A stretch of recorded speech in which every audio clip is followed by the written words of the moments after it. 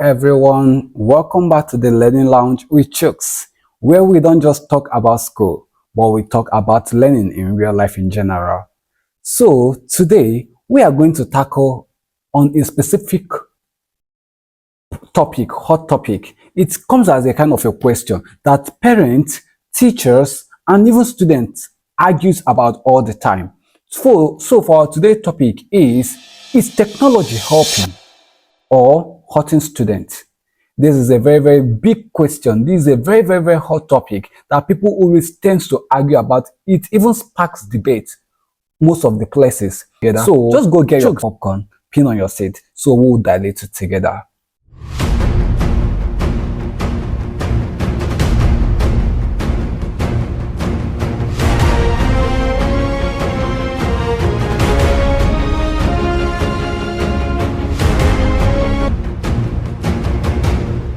Welcome back to the Learning Lounge. So let's just start with the good stuff first of all. In all this, technology has truly changed education in this century. That one is not even doubtable. Technology has truly changed the way education functions now. Just think about it now in a way that a student like in a small village can attend a same online class as a student that stays in New York, with same student that stays in London, with the same student that stays in California, with the same student that stays something like Portugal, Czech Republic, or even Ghana. So this something that was unthinkable last 20 years. It wasn't even heard of, not to talk more of thinking it can be able to happen.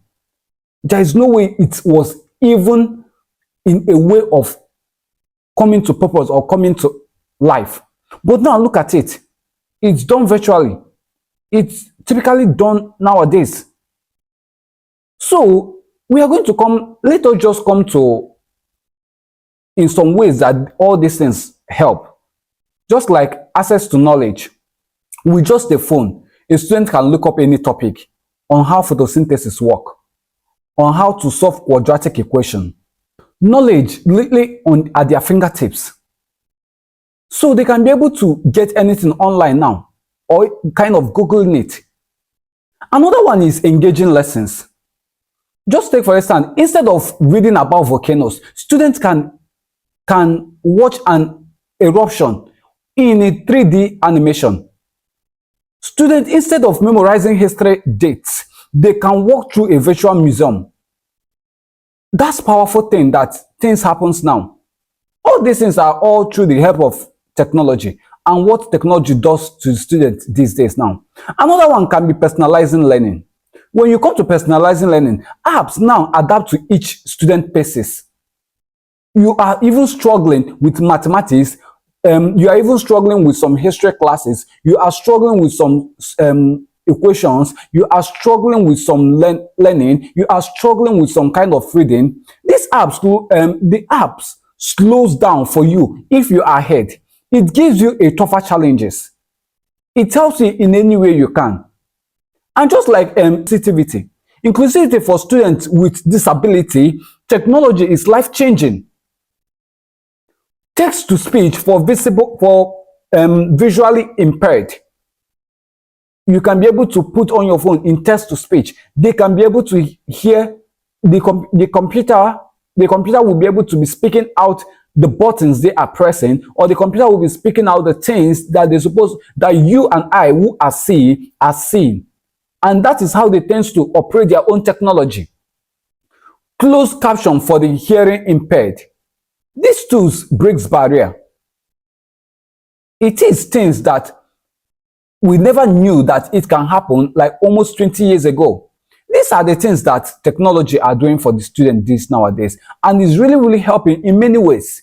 Because there are some certain things, just like I've said before, there are some certain things that some student doesn't tend to understand when the teacher always speaks about it, or when the teacher is teaching in the class. But the only way they tend to understand all those things is if they watches it, like engage in it.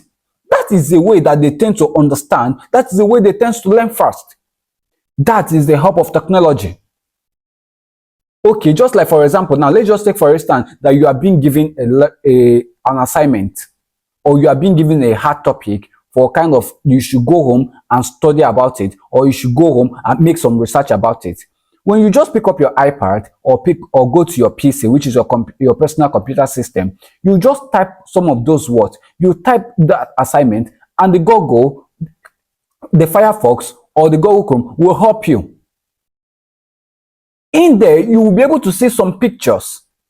In there, you can be able to watch some videos on YouTube that will help you understand more about those things that the teacher taught. These are the things that technology helps for the student. These are the ways that it helps them in any way they are finding difficulties in their studies.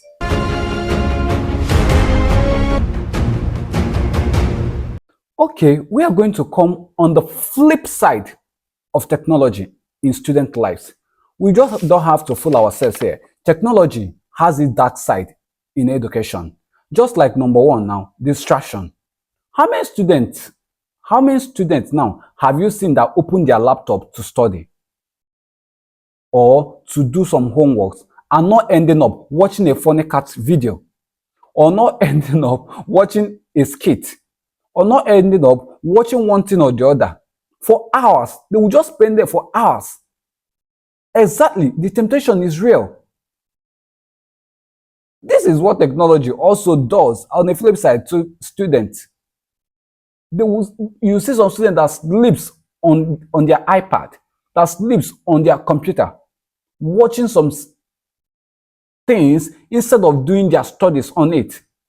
But initially, why they open that system is to watch, is to study, is to do some homework. But at the end of the day, they will end up, a funny cartoon might pop up at their storyline or something. They will end up watching it. Another one would be like something like short attention span, because everything online is now fast, as in they are all going viral and everything. Students often lose patience with slower things. They expect, forgetting that deeper learning needs time. They expect instant answer, but real learning takes struggle before you can be able to get it. Real learning, it takes struggle. It takes patience. It takes time for it to sink down into your head. But nowadays, all these kids, all they need is faster, and everything, so that they can be able to go their ways. Another one can be like health concerns, sitting in front of your screen for hours. Or you see kids that during even school weeks, they will end up watching television up till 11:30 p.m. What are the parents doing? Why would the parents leaving the kids to sit in front of television up till that night?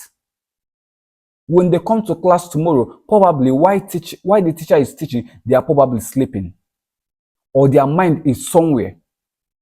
Because they didn't have enough rest, their brain is still recollect all those things they were watching on the television. While the teacher is saying an important thing, their head is at home, that they need to go home and continue what they were watching.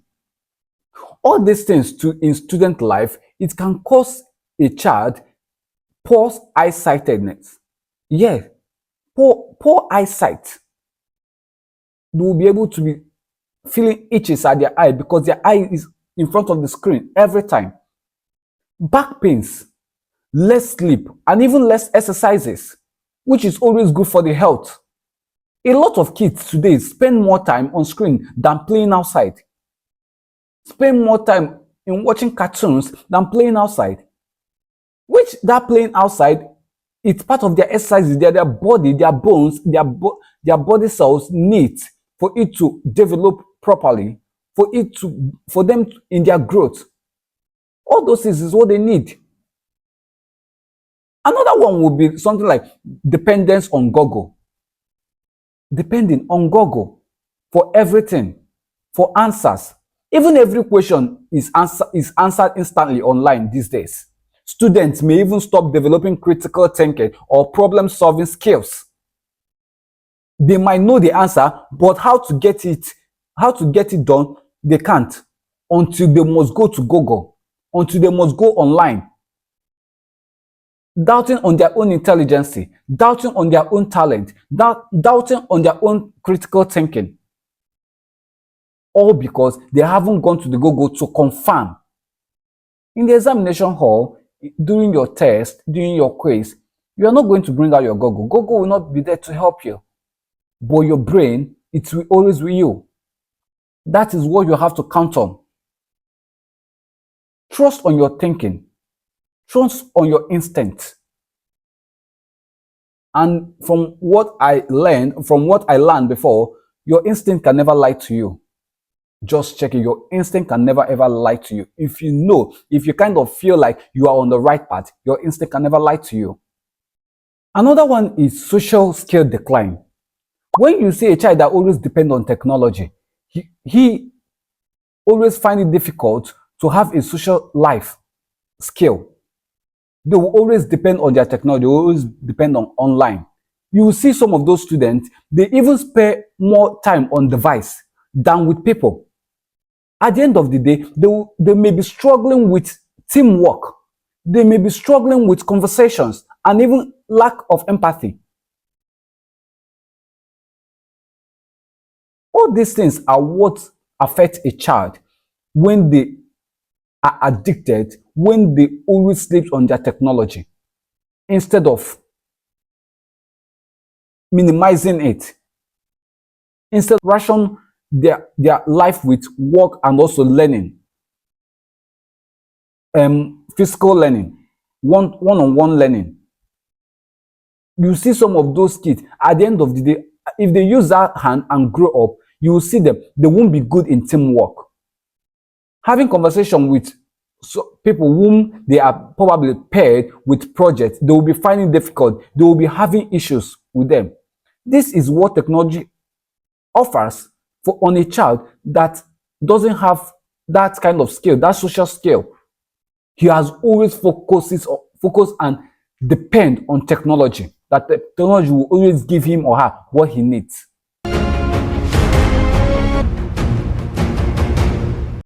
Welcome back to the Learning Lounge. If you're just joining us now, we have been talking on a very great topic that says if technology is helping the student or hurting them. We are about almost done with this topic, and what we have next is now the big question. The big question on this topic is, let's just take it. Is technology a friend or a foe? Just ask yourself that question. Is technology your friend or a foe? The truth is this. It's both. If you ask me, I'm just giving my own opinion now. It's both. Technology itself is a natural thing. It's neither good nor is bad. It's all about how we use it, or how we make use of it, or how we be adaptive to it. Think of it like something like food now. Okay, eat the right amount of food and definitely you are healthy. But eat too much junk, seriously, it's going to tell on your body. You will definitely know what it takes to eat so much junk. You will have a problem. Same it is with tech. Schools, parents, and even students, they need to set boundaries for all this the way they use technology. As I'm talking about students, so I'm talking about teachers and also talking about parents. Because technology, tech, it's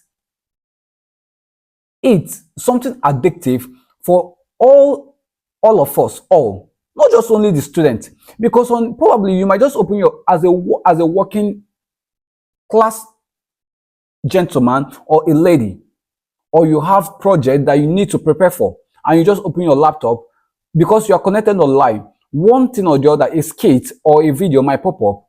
At the end of the day, you just end up watching it. Forget about the project that you opened your laptop initially for. It used to happen to me sometimes. I might even open my laptop to do some work or to make some certain things. I will end up watching one thing or the other, forgetting that I need to make a record, forgetting that I need to make a research. At the end of the day, I will not end up doing anything that day again. All because of what? I slept on watching some certain videos or something about. So it's not just only for the student that it's affecting, it's happening to everyone. Use the device for study first before phone. Just have it at the back of your mind that me opening my system now, I need to go to this thing straight before anything. And seriously, you'll be able to do that. You'll be able to do that, yeah. Because you have already made up your mind. You have already focused that this is what you wanted to do. And you must do it. Limit screen time daily. Just for the kids, you have to watch them. You have to monitor them, how long they watch television. If they watch for a while, you tell them probably they have to go and eat, or they have to go outside and exercise their body. At that, they will be able to ration the way they move and the way their time is with the screen, with their laptop, with their iPad. Mix digital learning with traditional method like books, discussion, and hand-on activities. Just like I say, you go out, you discuss with some peers, you read some books, not just focusing or depending on their technology. Teach students not just to consume information, but to analyze it as well. All these are things that we need in able to juggle our life with normal traditional learning with depending on technology. And seriously, if we do it through this way, we are going to succeed. It will not be it won't be on the hurtful side. It won't be on a disadvantage side for us, because we know how to mix it, we know how to rationalize it. So I feel like we have diluted and roasted this topic, and I pray and I know that you have learned something today, and you will definitely put it in practice. So let's just go on a little break. When we are back, we'll move on the closing section. Thank you. Welcome back to the Learning Lounge with Chuks. So at the end of this topic, we are going to say, and we are going to take home now, is at the end, technology is like fire. It can cook your food. It can burn down your house. That one is certain. If we use it very wisely, it's a tool that even opens door to many opportunities, to many graces. If we misuse it, it can hurt our learning, or even health, or even relationships. You know how it hurts the health? Spending much time on the screen, you will start having back pain, you will start having eyesight problem, and hurting your relationship. You will just be learning on some certain things online. Probably you will be learning how some people treat their wife or their spouse or their partner, and you want to bring that kind of learning online to your own personal life, which you forgot, or you don't know that everybody are in their individual species. Not the way all these people are portraying online is the same way it is in real life. Because some of all those people that portray all those things online, most of them are fake. Because you see this person bought a brand new like 400,000 or 600,000 hair, and you want to come to your husband or your boyfriend or your spouse to start requesting for 600 or 700,000 naira Brazilian hair, or even human hair, or Japanese, or Portugal hair, or Russian hair, or any country hair. It's not done that way. Or because you always online watching some of all those things, the thing will be entering into your head. And once you are watching, you are so addicted to all these stuffs. It is going into your head, and you will start acting out on it. Seriously. So, in all these things, what do you think about in all this topic? Is technology helping students becoming smarter and more prepared in life, or is it actually making things harder for them in long run? So all this is I want you to have in thought, or think about it. I want to read and hear your own part of story from both students and parents. I want to hear all your thoughts in comment section.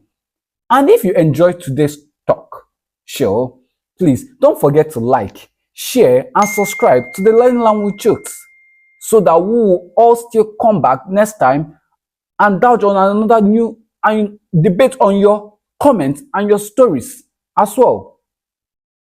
So we'll just leave it today here. Until next time, just keep learning, keep growing, and remember, the best tool is the one you use wisely. Until next time, bye.